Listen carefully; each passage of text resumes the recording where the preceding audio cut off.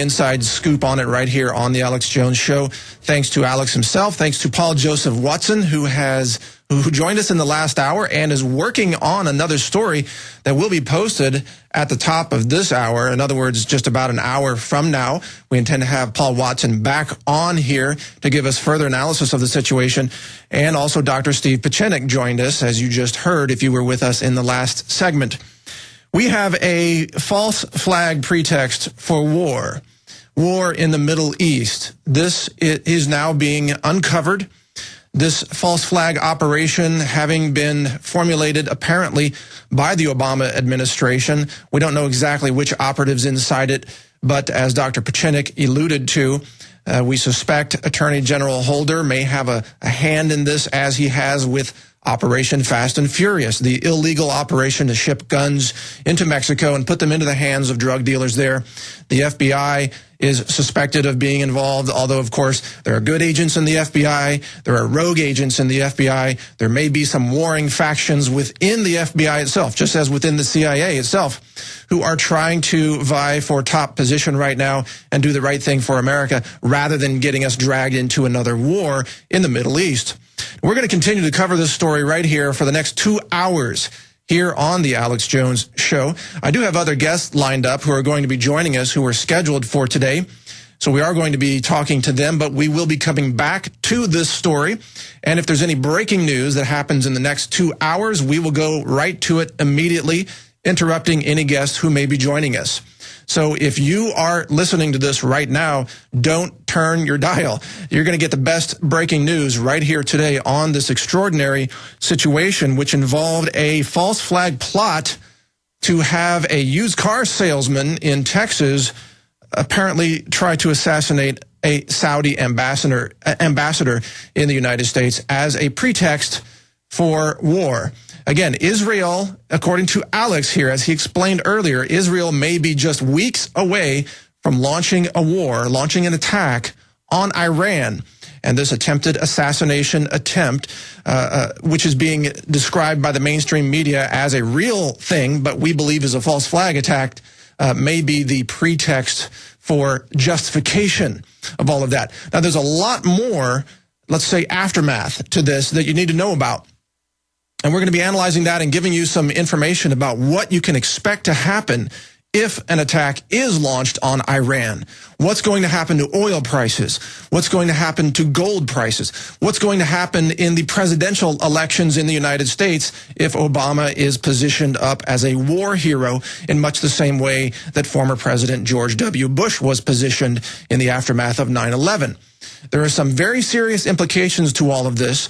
Our world, as of today, because of this apparent false flag setup, is headed for war, a major global war, and we need to take action to prevent it. We've got to stop us from devolving into a world that can only resort to killing people in order for governments to gain power and control their own populations. We've got to resist this. We've got to get the word out that we know about this. We know what's going on, and we've got to take action so that people can protest this. Even in Israel, as Dr. Pieczenik said in the last segment, the Israeli people need to take to the streets and demand peace, demand that they do not start another war, which can only end in suffering, which can only end in death for people on both sides. No matter who you side with in this war, dropping bombs and causing death is not a positive outcome for our world. So stay with us right here on the Alex Jones Show. We'll be breaking this down with a lot more details when we return right after this break.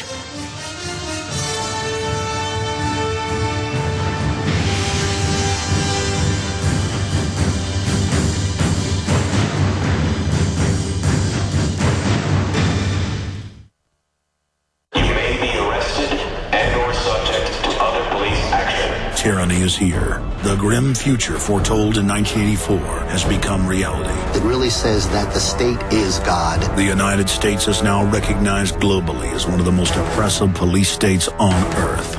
This film conclusively proves the existence of a secret network of FEMA camps, now being expanded nationwide.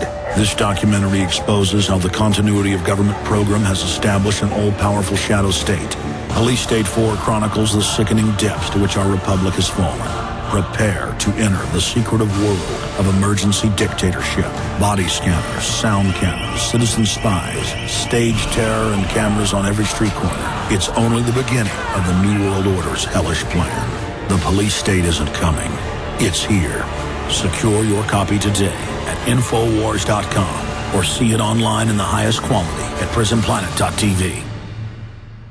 You can bet your life on eFoods Direct. Alex has told you about the amazing, great-tasting, long-term storable food from eFoods Direct and how a food savings account is your best insurance against natural disasters, job loss, and high food costs. But did you know that this dehydrated food also protects you against foodborne contaminants like E. coli and salmonella? Those poisonous critters can't live in low-moisture food from eFoods Direct. Ask for the Alex Fall Special. The Fall Special is a 24-day supply of food in a convenient portable container. A $259 value for only $199. Save $60 on 160 servings of the best food on the planet. Call 800-409-5633 and ask for the Alex Fall Special and go to efoodsdirect.com/Alex. Call 24 hours, 800-409-5633 or efoodsdirect.com/Alex. You can bet your life on eFoods Direct. A very wealthy U.S. citizen is predicting that in 2011, we will witness the most important day in America in more than 50 years. He says it will change everything about our lives. The way you shop, travel, invest, educate your children, and even how you take care of your health and your own family. Now, this man has made some outrageous predictions over the years. The crazy part is, he's usually right. You see, he predicted the collapse of GM, Fannie Mae, Freddie Mac, and America's biggest mall owner, General Growth Properties. In fact, Barron's called his work a dire prophecy. Recently, he created a video, which you can watch online for free, detailing his biggest and most important prediction yet. And it's a real eye-opener. I can't stress this enough. You should at least watch this free video online today. He explains everything you need to know, including simple steps you can take to protect yourself. You can find the video at www.endofamerica3.com. That's endofamerica, the number 3.com. Watch the free video at www.endofamerica3.com. That's endofamerica3.com.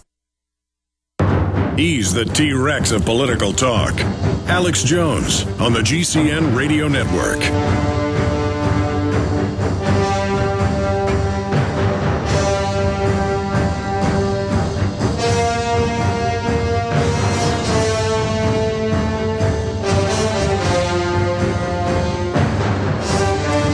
All right, friends, welcome back to the Alex Jones Show. I'm the fill-in host, Mike Adams, the editor of Natural News. And today, as you've heard, we have been exploring just an extraordinary breaking news story on the potential false flag attack. Well, I would say the obvious false flag pretext for an attack in the Middle East. So we're going to continue to cover this story here for the next 2 hours. We do have other guests lined up. In fact, we're going to be talking to Leslie Botha from SaneVax, who's going to give us some information about Governor Jerry Brown's decision in California that allows 12-year-old children to give consent to being injected with a vaccine that could kill them. That's another bit of insanity happening in our world today, and we're going to cover that. We also have coming up Mark Castell from the Cornucopia Institute at the top of the next hour, who's going to talk to us about GMOs having been detected in so-called natural cereal products, breakfast cereals. So we have a lot of news lined up for you. Also, Paul Joseph Watson will likely be joining us in a little under an hour to give us some more breaking news on the Iranian false flag assassination attempt on the Saudi ambassador to the United States. And I want to thank Paul Watson for his story. If you haven't read it yet, get yourself on the Infowars.com and read that article, because this is probably the biggest news that you have heard, certainly all week, maybe the biggest story of the year. And it's breaking right here on the Alex Jones Show. I have a lot of questions about that situation, too, so I'd like to get Watson on the phone and ask him a few things, too, Jaron, if you can set that up towards the end of this hour. Now, getting to who we have joining us right now is Leslie Botha from the SaneVax Inc. organization, which has done extraordinary work on exposing, for example, the contamination of HPV vaccines. with the rDNA, the recombinant DNA of various strains of HPV itself. And that should not be in the DNA. And you learned about that here on the Alex Jones Show when Dr. Andrew Wakefield joined us, and also when Leslie, when you saw her articles posted on both Natural News and Infowars.com as well. She joins us now to talk about the recent decision in California, I should say, the signing of the law by Governor Jerry Brown in California that gives children the right to consent to something that could kill them. Leslie, are you with us on the phone? I am so glad to be talking about this issue. Absolutely. Thank you so much for having me on the show. Governor Jerry Brown's decision certainly shocked all of us who are part of the efforts to send as much information as possible to our advocates in California, so that he would know the truth about the dangers of this vaccine. So that he signed this bill into law was against anybody's thinking, rational thinking, and really a surprise, and it's still reverberating through the media, obviously. Well, let's break it down, though. What exactly this law allows, because as I understand it, and correct me if I'm wrong, a child could come home from school having a vaccine shot and could say, hey, mommy, I got a vaccine shot today, and here's my permission note, which I signed myself, and the school said I could. Or a child could come home from school, like happened up to Linda Moran. A child came home from school, never told her mother she had the vaccine, went in to take a bath, and never came out of the bathtub. Because she died. Because she died. Absolutely. I had another young woman named Courtney on my own radio show about a month ago talking about this. At 15, Courtney and her mother went to a doctor's office in California. Her gynecologist, female gynecologist, who said Gardasil. They said no. The gynecologist said, "Can I speak to your daughter alone, please?" Pulled the daughter aside into her office and said, "I can give you this vaccine without your mother knowing it." And incredible. Before Jerry Brown signed the law. All right? And this was 2 years ago. And so when the girl said no, the gynecologist, visibly upset, marched out to the mother and said, "I want you to know that if your daughter gets raped, she's going to get cervical cancer and die because you did not let her get this vaccine." Unbelievable. Nothing is farther than the truth. Absolutely. So, but let's really look at this issue. And I know I was reading your commentaries on AB 499 this morning. And you've done a great job. Total California cave into the criminal vaccine industry. But why would Governor Jerry Brown, why would he sign this? I mean, who convinced him or who got to him? Or why would, I mean, I don't think in his heart that he wants to be an evil person, and yet this act can very easily be interpreted as a crime against humanity because of the number of children that are going to be maimed and killed by this. Why would he do this?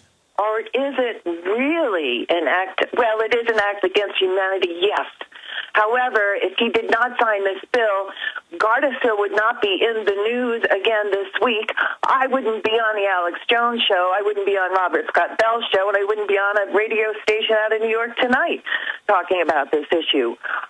Let's look at it this way.